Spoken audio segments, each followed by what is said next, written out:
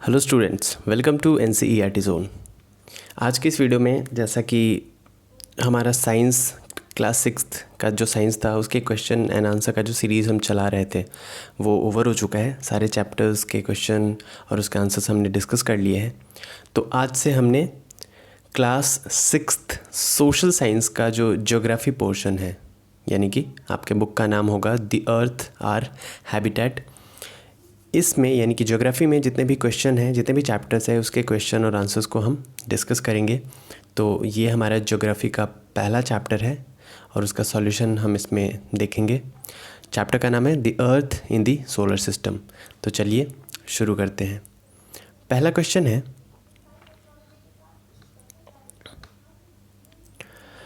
Answer the following questions briefly.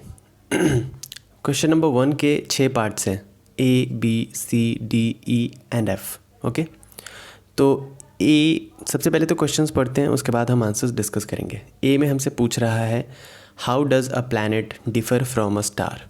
एक planet और एक स्टार में क्या डिफरेंस होता है ये बताना है हमें। B में हमसे पूछ रहा है what is meant by solar system. Solar system से आपका क्या मतलब है। C, name all the planets according to their distance from the sun. Sun से डिस्टेंस के अनुसार, सन से दूरी को अगर हम बेस मान ले तो उसके बेसिस पे जो पैटर्न बनेगा प्लैनेट्स का वो क्या होगा। उसके अलावा डी में है why is the earth called a unique planet. Earth को यूनिक प्लैनेट क्यों बोला जाता है। E, why do we see only one side of the moon always. हमें मून का सिर्फ एक साइड ही क्यों दिखाई देता है हमेशा। और एफ़ लास्ट में पूछ रहे हैं what is the universe. Universe क्या होता है। तो चलिए एक एक करके सारे क्वेश्चंस को डिस्कस करते हैं। सबसे पहले ए को डिस्कस करते हैं। ए में हमसे पूछ रहा है how does a planet differ from a star. तो आंसर है star are big and hot celestial bodies made up of gases. जो स्टार्स होते हैं, हमें पता है कि स्टार्स जो होता है उसमें खुद का हीट होता है और खुद की लाइट भी होती है, ठीक है। जैसे सन भी एक स्टार है, इसमें खुद की हीट होती है और लाइट भी होता है, क्लियर है। तो स्टार्स क्या होते हैं, stars are big and hot celestial bodies. अच्छा, सेलेस्टियल बॉडीज़ क्या होता है, तो सेलेस्टियल बॉडीज़ ऐसे सारे एस्ट्रोनॉमिकल बॉडीज़ को कहते हैं जो कि स्पेस में हमें दिखाई देता है, जो कि स्पेस में है। लाइक सन हो गया, मतलब जितने भी स्टार्स हो गए, जितने भी प्लैनेट्स हो गए, एस्टेरॉइड्स हो गए, मीटियोरॉइड्स हो गए, उसके अलावा और भी जो भी बॉडीज़ है जो कि स्पेस में घूम रही हैं वो सब सेलेस्टियल बॉडीज़ कहलाएंगी, क्लियर है।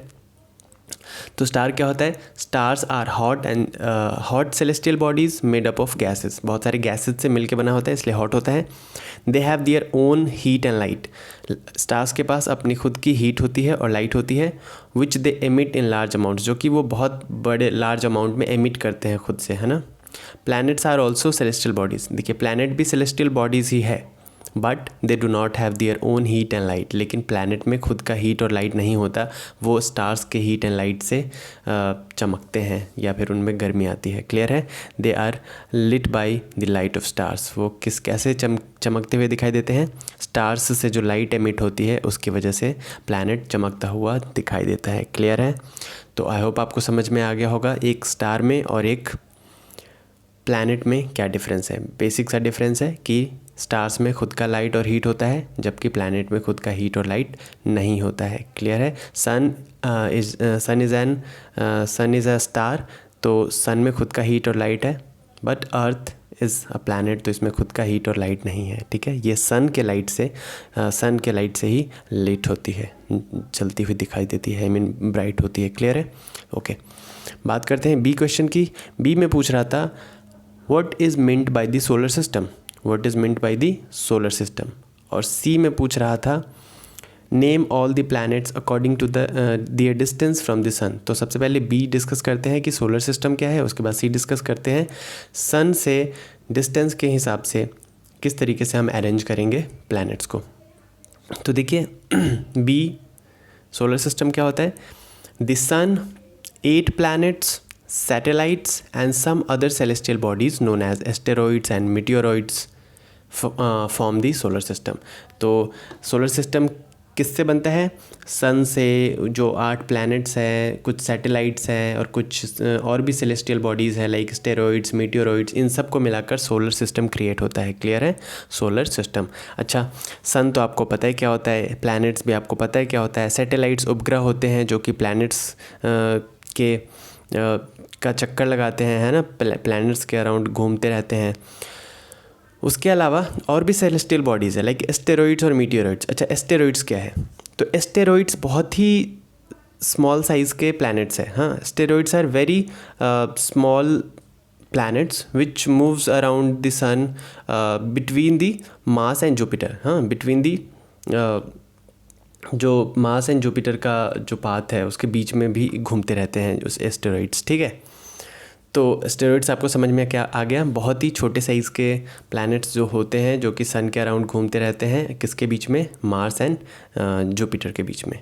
ओके, अच्छा, मीटियोरॉइड्स क्या होता है? मीटियोरॉइड्स बहुत ही छोटे सेलेस्टियल बॉडीज़ होते हैं, ठीक है, जो कि स्पेस में घूमते रहते हैं, लेकिन जब ये अर्थ के एनवायरनमेंट में, अर्थ के एटमॉस्फेयर में आते हैं या किसी और प्लैनेट के एटमॉस्फेयर में ये गलती से चले जाते हैं, लाइक मार्स के एटमॉस्फेयर में चले जाते हैं, तो क्या होता है? ये बर्न हो जाते हैं और बर्न होने के बाद ये छोटे छोटे टुकड़ों में डिवाइड हो जाते हैं, तो वो चमकता हुआ दिखाई देता है। ठीक है, तो उसे हम कहते हैं मीटियोर्स। जब मीटियोरॉइड्स, जो कि बहुत ही छोटे छोटे सेलेस्टियल बॉडीज़ है, ये गलती से अर्थ के एटमॉस्फेयर में या मार्स के एटमॉस्फेयर में चले जाते हैं तो ये बर्न हो जाते हैं, और जब ये बर्न हो जाते हैं तो छोटे छोटे टुकड़े में कन्वर्ट हो जाते हैं। ऐसा लगता है कि तारा टूट रहा है, कुछ ऐसा दिखाई देता है। तो जब ये बर्न हो जाते हैं और छोटे छोटे टुकड़ों में डिवाइड हो जाते हैं तो उसको हम कहते हैं मीटियोर्स। लेकिन जब ये बर्न नहीं होते और मान लीजिए ये अर्थ से टकरा जाते हैं, अर्थ के सरफेस से या किसी और प्लैनेट के सरफेस से टकरा जाते हैं बिना जले हुए, तो ये क्या बन जाते हैं? ये कहलाते हैं मीटियोराइट्स। क्या होते हैं? मीटियोराइट्स। तो 3 टर्म्स है, मीटियोरॉइड्स, मीटियोर्स एंड मीटियोराइट्स। ठीक है, तो मीटियोरॉइड्स क्या होता है आपको पता है? मीटियोरॉइड्स स्पेस में घूमने वाले छोटे छोटे सेलेस्टियल बॉडीज़ है। जब ये अर्थ या मार्स किसी और प्लैनेट के सरफेस में एटमॉस्फेयर में गलती से चले जाते हैं तो ये बर्न हो जाते हैं, तब ये बन जाते हैं मीटियोर्स। लेकिन बिना बर्न हुए जब ये टकरा जाते हैं उस प्लैनेट के सरफेस से तो ये कहलाते हैं मीटियोराइट्स। मीटियोराइट्स, ठीक है, ओके। तो सोलर सिस्टम क्या है समझ में आ गया? The sun, 8 planet, satellites and some other celestial bodies known as asteroids and meteoroids form the solar system. अच्छा, अब सी में हमसे पूछ रहा था कि in order of the distance from the sun 8 planets को हम कैसे अरेंज करेंगे। तो आंसर है, इसका एक ट्रिक है, बहुत ही इजी सा ट्रिक है। देखिए, सबसे पहले तो हम समझ लेते हैं कि डिस्टेंस के हिसाब से कैसे अरेंज करेंगे। सबसे नज़दीक है सूरज के, सन के, मर्क्यूरी, देन वीनस, उसके बाद Earth, Mars, Jupiter, Saturn, Uranus and Neptune. ठीक है, नेपच्यून। तो इसको हम कैसे अरेंज करेंगे? इसको याद रखने का एक बहुत ही इजी सा ट्रिक है। एम, सबका पहला जो लेटर है उसको उठाइए, M, V, E, M, J, S, U and N। ठीक है, तो अब पहले लेटर से हम कुछ ऐसा सेंटेंस क्रिएट कर देंगे जो कि याद रखना इजी हो। तो हम कर देते हैं, M मर्क्यूरी है तो M फॉर कर देते हैं माई very educated mother just served us noodles. ठीक है, तो क्या बन गया? माई very educated mother just served us noodles. या फिर हम ये कर सकते हैं, my very energetic mother just served us noodles. या फिर हम ये कह सकते हैं, my very enthusiastic mother just served us noodles और न्यूटेला, एनीथिंग, आप जो भी बनाना चाहें। तो इस तरीके से सेंटेंस क्रिएट कर लीजिएगा और सबके पहले लेटर से आपको समझ में आ जाएगा। माई यानी कि मर्क्यूरी, वेरी यानी कि विनस, एजुकेटेड या एनर्जेटिक या इंथुजियास्टिक यानी कि अर्थ, मदर यानी कि Mars, just Jupiter, served Saturn, us Uranus, noodles या न्यूटेला नेपच्यून। क्लियर है? तो इससे हमें क्या समझ में आया कि सन के सबसे नज़दीक मर्क्यूरी है, देन वीनस है, देन अर्थ, उसके बाद मार्स, उसके बाद जुपिटर, उसके बाद सैटर्न, उसके बाद यूरेनस, उसके बाद नेपच्यून। तो इस तरीके से अरेंज करेंगे in order of their distance from the sun. Clear है? ओके, बात करते हैं अब डी और ई क्वेश्चन बचे हैं। तो डी में हमसे पूछ रहा, अच्छा एफ भी बचा है। डी में पूछ रहा था why is the earth called a unique planet, earth को यूनिक प्लैनेट क्यों कहते हैं। और उसके बाद ई में हमसे, चलिए पहले डी डिस्कस कर लेते हैं कि अर्थ को यूनिक प्लैनेट क्यों कहते हैं। तो डी का देखिए, conditions favourable to support life are probably present only on earth. ऐसा कंडीशन जो कि लाइफ को सपोर्ट करता है, लाइक पूरा एटमॉस्फेयर क्रिएट होना चाहिए जहाँ पे बायोस्फेयर भी हो, लिथोस्फेयर भी हो, हाइड्रोस्फेयर भी हो, यानी कि पानी, हवा, जो लैंड है वो सब होना चाहिए। ऐसा जो फेवरेबल कंडीशन है जो कि लाइफ को सपोर्ट करता है वो प्रॉबली कहाँ पे ही प्रेजेंट है, सिर्फ अर्थ पे प्रेजेंट है। ठीक है, the earth is neither too hot nor too cold. Earth ना ज़्यादा गर्म है ना ज़्यादा ठंडा है। It has water and air, इस पे वाटर भी है, एयर भी है, which are very essential for our survival, जो कि सर्वाइवल के लिए बहुत ही ज़रूरी है। The air has life supporting gases like oxygen, air में लाइफ सपोर्टिंग गैसेज होते हैं जैसे ऑक्सीजन होता है।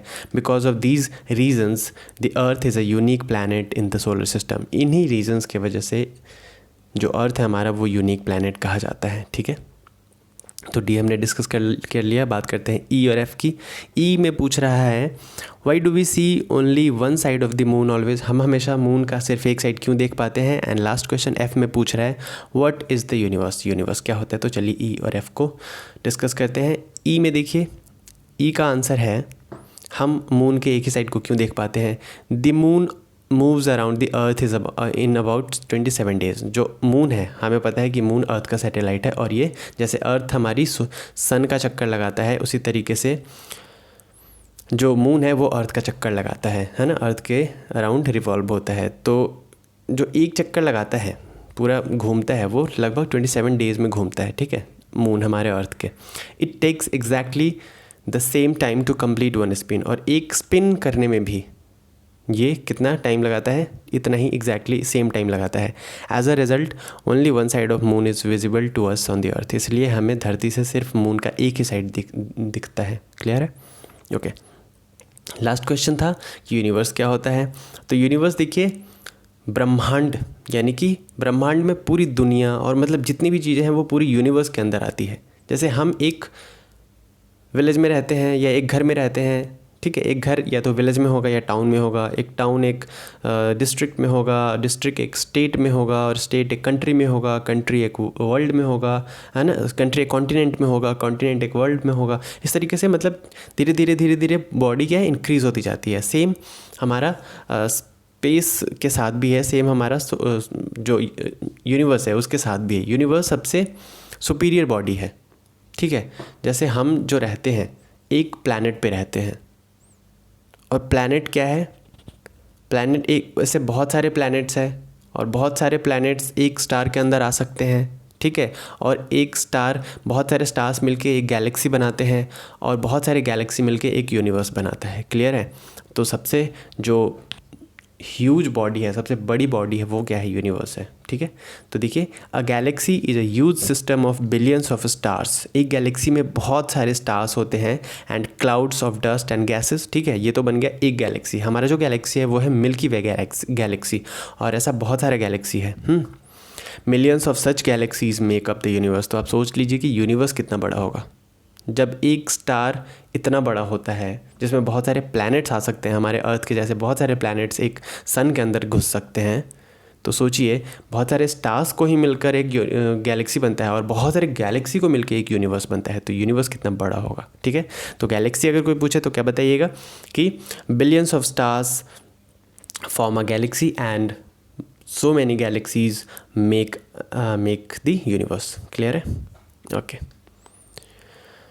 बात करते हैं सेकंड क्वेश्चन की। तो सेकंड क्वेश्चन में है टिक द करेक्ट आंसर। जो करेक्ट है उसको आपको टिक करना है। तो चलिए शुरू करते हैं। ए में पूछ रहा है the planet known as the earth's twin. Earth's की ट्विन या अर्थ्स की सिस्टर किसे कहा जाता है। धरती की बहन किस प्लैनेट को कहा जाता है? तो वीनस को अर्थ्स ट्विन कहा जाता है। क्यों? क्योंकि जो शेप है, जो साइज़ है, जो स्ट्रक्चर है, वो लगभग सेम है वीनस और अर्थ का, ठीक है, इसीलिए इसको ट्विन कहा जाता है, जुड़वा कहा जाता है। बी में पूछ रहा है which is the third nearest planet to the sun? Planet के सन के नियरेस्ट थर्ड प्लैनेट कौन सा है? तो जैसे मैंने आपको फॉर्मूला बताया था, my very educated mother just served us noodles, तो my very educated, E third पे ई आया, यानी कि अर्थ जो है वो थर्ड प्लैनेट है सन से इन ऑर्डर ऑफ इट्स डिस्टेंस। अब बात करते हैं सी की। सी में पूछ रहा है all the planets move around the sun in a dash manner. तो जो प्लैनेट्स है वो सन के अराउंड किस पाथ पे मूव करते हैं? तो ये करते हैं एलोंगेटेड पाथ पे। एलोंगेटेड पाथ का मतलब है बहुत ही लॉन्ग एंड थिन, ठीक है। एलोंगेटेड पाथ पे मूव करते हैं जितने भी प्लैनेट्स है वो सन के इर्द गिर्द। क्लियर है? बात करते हैं डी की। The pole stars indicates the direction to the dash. जो पोल स्टार है वो किस डायरेक्शन को इंडिकेट करता है? तो नॉर्थ डायरेक्शन को। पोल स्टार जिधर हो तो आप समझिएगा कि वो नॉर्थ डायरेक्शन है, ठीक है। ई में पूछ रहा है asteroids are found between the orbits of dash. तो मैंने आपको बताया था कि asteroids are very small planets which moves around the sun between the orbits of Mars and Jupiter. तो आंसर क्या हो जाएगा? Mars and Jupiter, B second answer. Third question की बात करते हैं। थर्ड में पूछ रहा है फिल इन द ब्लैंक्स है। ए स्टेटमेंट में हमसे पूछ रहा है a group of dash forming various patterns is called a dash. तो हो जाएगा अ ग्रुप ऑफ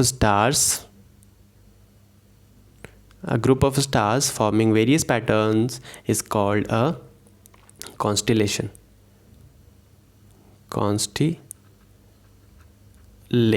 ठीक है, कॉन्स्टिलेशन। जब बहुत सारे स्टार्स आप देखिएगा कि एक जगह कुछ पैटर्न फॉर्म करते हैं, उसे हम कॉन्स्टिलेशन कहते हैं। जैसे कॉन्स्टिलेशन का एग्जांपल क्या हो जाए? जैसे ओरायन हो गया, जैसे और क्या हो गया? ओरायन हो गया, उसके बाद जो लियो हो गया, ये सब क्या है? लियो द लॉयन, ये सब कॉन्स्टिलेशन के एग्जांपल है। जैसे हम बोलते हैं ना सप्तऋषि, ये सब कॉन्स्टिलेशन के एग्जांपल है, ठीक है। जैसे मान लीजिए ये जो आपको डार्क सा दिख रहा है, ब्लैक सा, ये आपका है स्काई, और आप इसमें देखते हैं कुछ इस तरीके से स्टार्स आपको दिखाई देता है। मुझे स्टार तो एक्चुअली बनाने नहीं आता, मैं फिर भी कोशिश करता हूँ। चलिए इधर ले लेते हैं, ये है स्काई, ठीक है। ये आपके स्टार्स कुछ इस तरीके से आपको स्टार्स दिखते होंगे, है ना। मान लीजिए कुछ आपको पैटर्न, कुछ अलग सा पैटर्न दिख जाए कहीं पे, तो वो जो पैटर्न दिख जाए ना, उसको समझिएगा कि ये जो है ये क्या है?